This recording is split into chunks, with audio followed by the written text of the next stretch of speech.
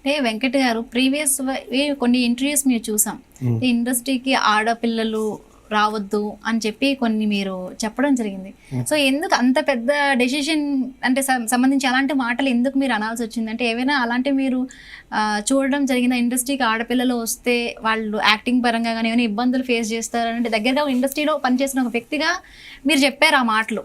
So ఎందుకు అలా చెప్పాల్సి వచ్చింది? అంటే ఇప్పుడు మనము న్యాచురల్గా చూస్తున్నాము మేడం. ఇప్పుడు ఇంద్రనగర్లో కానీ కృష్ణానగర్ ఫిలిం నగర్లో కానీ ఎంతోమందిని చూస్తూ ఉన్నాం. మగవాడు అంటే వాడు ఏదో మాట్లాడి వెళ్ళిపోతాడు. లేడీస్ అయితే అట్లా మాట్లాడి పోలేదు. అంటే ఎవరింటికి నుంచి ఎవరు వచ్చినా లేడీస్ మనకు తోబుట్టు లాంటిది, అది సెకండ్. కాకపోతే ఏంటంటే వీళ్ళకంటే ఇప్పుడు వీళ్ళు మగవాళ్ళు వీళ్ళు ఏమైనా చేయగలుగుతారు, చేయిస్తారు. కానీ ఆడపిల్ల చేయలేదు కదా, వేరే సాహసం చేయదు. కాబట్టి నేను చెప్తా వాళ్ళకి ఏంటంటే వద్దమ్మా అని చెప్తాను అంతే. మనకు తెలిసిన వాళ్ళు, మన డైరెక్టర్స్ తెలిసిన వాళ్ళు, ప్రొడ్యూసర్ తెలిసిన వాళ్ళు, ఆర్టిస్ట్ తెలిసిన వాళ్ళు, వాళ్ళ త్రూ నేను పోతున్నంటే మీ ఇష్టం. ఏమీ తెలియకుండా ఇండస్ట్రీ వచ్చి నువ్వు ఏం చేస్తావు ఏం తెలియదు కదా. వాళ్ళు డైరెక్టర్ నీ టాలెంట్ తెలియదు కదా, నీ దగ్గర టాలెంట్ ఉన్నా. డైరెక్టర్ కావాల్సింది ఏంటంటే ఆల్రెడీ చేసిన వాడు ఎవరైతే ఉన్నాడో వాని టాలెంట్ చూసి వానికి ఇస్తుంది, అంతే కదా మేడం. అది దాని గురించి అనేసి వద్దాము అని చెప్తాను. సో మీకు అంటే ఎవరైనా ఇలా సినిమాలోకి వద్దామని చెప్పి ఎవరంటే వాళ్ళకి డైరెక్ట్గా ఇదే చెప్తారు మీరు అడ్వైస్? అందరికీ ఎవరైనా లేడీస్కి అయితే అసలు ఎంకరేజ్ చేయను.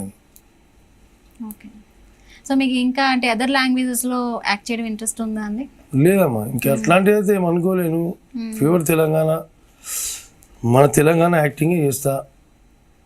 వేరే స్లాంగ్ మాట్లాడమంటే మాట్లాడలేను. ఇంకో డబ్బింగ్ చెప్తాను కూడా మనం చేయలేము. డబ్బింగ్ వేరే వాళ్ళు చెప్పినా మన టోన్లో మనకే డబ్బింగ్ కరెక్ట్. అందులోనే నా డబ్బింగ్ ఎవరు చెప్పరు కూడా. డబ్బింగ్ ఆర్టిస్ట్లే అంటారు నీ డబ్బింగ్ మేము చెప్పలేమని. మనది అట్లనే కంటిన్యూ అవుతుంది, అట్లనే కంటిన్యూ చేసుకున్నాం. దేవుని అయితే బాగున్నాం. అంటే ఇప్పటికే సినీ ఇండస్ట్రీలో తెలుగు ఇండస్ట్రీ ఒకవైపు, తెలంగాణ ఇండస్ట్రీ ఒకవైపు అనే రూమర్స్ అయితే క్రియేట్ అయ్యాయి. సో ఒకవేళ అలాంటి సిచ్యువేషన్ వస్తే మా భవిష్యత్తులో అంటే ఇలాంటి క్యారెక్టర్ వచ్చే అవకాశం తగ్గిపోతుంది అంటారు కదా? మనకు అవకాశము తెలంగాణ ఏపీ కాదమ్మా. ఒక ఆర్టిస్ట్గా ఎప్పుడు లేనప్పుడు, తెలంగాణ లేనప్పుడు, ఏపీ ఉన్నప్పుడు, తెలంగాణ తర్వాత వచ్చినాక కూడా మన తెలంగాణ ఆశ కాబట్టి తెలంగాణ డైలాగ్లే అందరూ బాగా ఎంజాయ్ చేస్తారు. కాబట్టి అటు ఏపీ తెలుగు వాళ్ళకు కూడా నేనంటే ఇష్టం, నా ఆశ అంటే ఇష్టం. తెలంగాణ వాళ్ళకు కూడా నేనంటే ఇష్టం, నా భాష అంటే ఇష్టం. కాబట్టి ఒక ఆర్టిస్టుకు తెలంగాణ ఏపీ అనేది ఒక ఆర్టిస్టుకు ఎట్లాంటి సంబంధం లేదు. రేపు పొద్దున మనము ఏపీలో పోయి కూడా వర్క్ చేస్తాం, తెలంగాణలో కూడా వర్క్ చేస్తాం. భేదాలు అనేది నాకైతే లేవు. ఎందుకు లేవంటే ఒక ఆర్టిస్ట్గా ఎదుగుతాం అంతే తప్ప నేను తెలంగాణనే ఉంటాను అని కాదు, ఏపీ అని నేను పక్కా ఏపీలో ఉంటానని కాదు. రెండు కలిపి ఒకప్పుడు రెండు ఒకటే. ఓన్లీ తెలుగు, ఆ తెలుగు పదానికి క్యారెక్టర్ చేస్తాం అంతే కదా. ఇప్పుడు ఇక్కడ తెలంగాణ వచ్చిందని తెలంగాణ ఆశ కాదు, అక్కడ ఏపీ వచ్చిందని ఏపీ ఆశ కాదు. రెండు సమానమే, మనం అనుకునేవే ఇవన్నీ. కాకపోతే ఒక ఆర్టిస్ట్గా అట్లాంటి నాకు ఆలోచన అయితే లేదు. అంటే మీరు ఆల్రెడీ హరిశంకర్ గారితో మీ జర్నీ స్టార్ట్ అయింది, ఆయనతో గబ్బర్ సింగ్ చేస్తున్నారు. సో ఎవ్రీ సినిమాలో కూడా ఆయన మీకు ఒక రోల్ ఇస్తూ ఉన్నారు. ఇప్పుడు భగత్ సింగ్ భగవతీయుడు సినిమాలో కూడా ఒక రోల్ ఉండబోతుంది అని మేము విన్నాం. సో అందులో మీ రోల్ ఏంటి ఇంకా తెలియదు. సినిమా ఇంకా స్టార్ట్ కాదు, రోల్ అయితే ఉంటుంది. ఎందుకంటే హరీష్ అన్న ఇప్పుడు వినాయక్ గారు ఎట్లలో హరీష్ అన్న కూడా అంతే. ఆయన గాడ్ ఫాదరే, ఈయన కూడా. ఆయన ఫస్ట్ సినిమా నుంచి నేను చేయడం జరుగుతుంది. హరీష్ అన్నది ఫస్ట్ సినిమా షాక్ సినిమా చేసినాను, మంచి క్యారెక్టర్.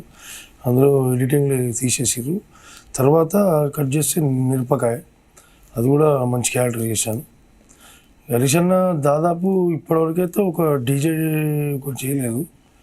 ఇంకోటి రామయ్య ఉత్సవం రెండు సినిమాలు లేదు అంతే. ఆ సినిమాలకు కూడా డేట్లు వచ్చాయి కానీ వేరే సినిమాల సందర్భం వల్ల చేయలేకపోయినా.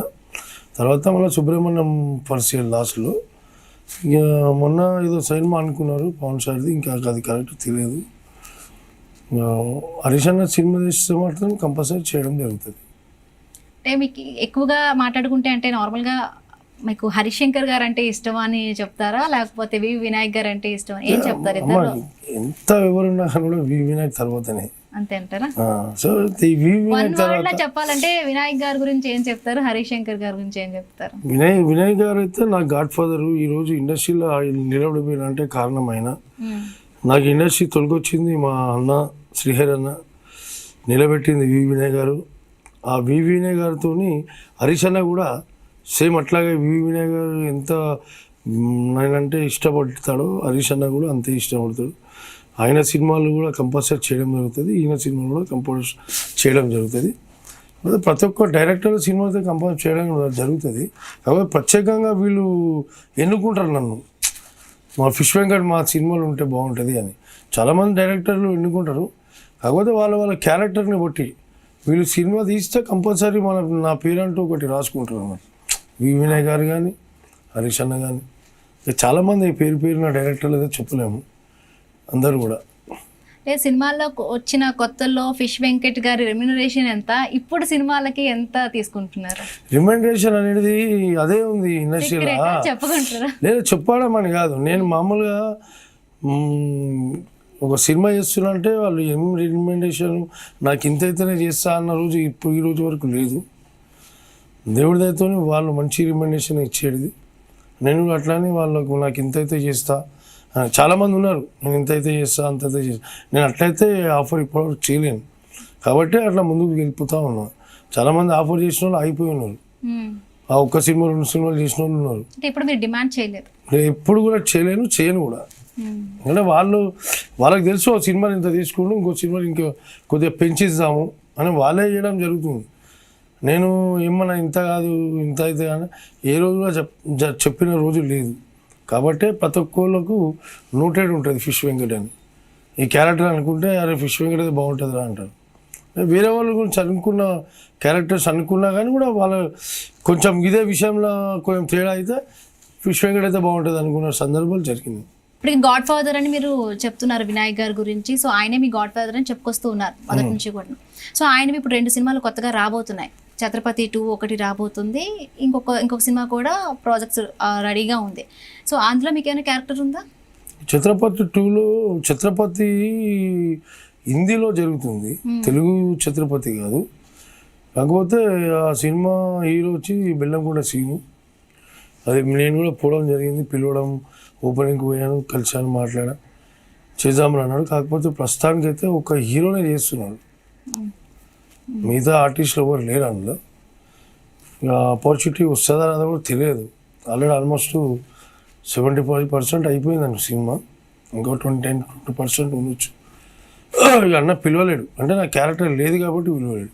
ఉంటే మాత్రం డెఫినెట్గా ఫస్ట్ కాల్ వస్తుంది నాకు 100%గా. ఎందుకంటే ఆయన సినిమా స్టార్ట్ అయిందంటే నేనే కొన్ని సినిమాలు వదులుకోవాల్సి వస్తుంది. ఎందుకు వదులుకోవాల్సి వస్తుంది అంటే అక్కడ నుంచి డేట్లు రావు.